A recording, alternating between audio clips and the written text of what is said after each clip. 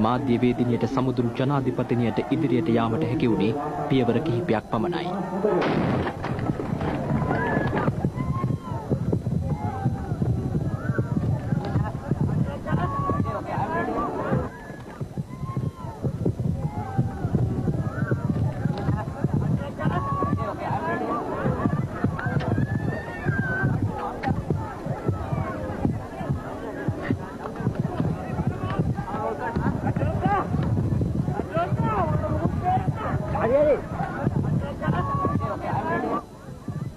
බෝම්බේ පුපුරා යාමේ කම්පනය නොදකා ජාතික රූපවාහිනියේ කැමරා ශිල්පියා සියල්ල පටිගත කර ගැනීමට උත්සාහ ගත්තා.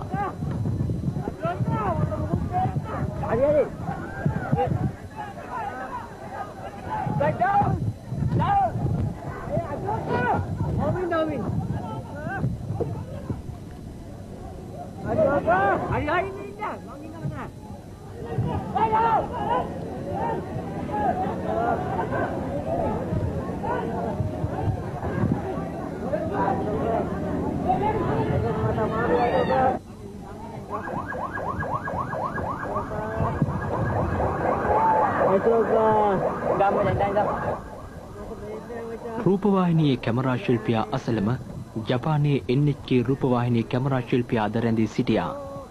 ඒ බිහිසුණු මොහොත ඔහුගේ කැමරාවේ සටහන් වුණේ මේ ආකාරයට.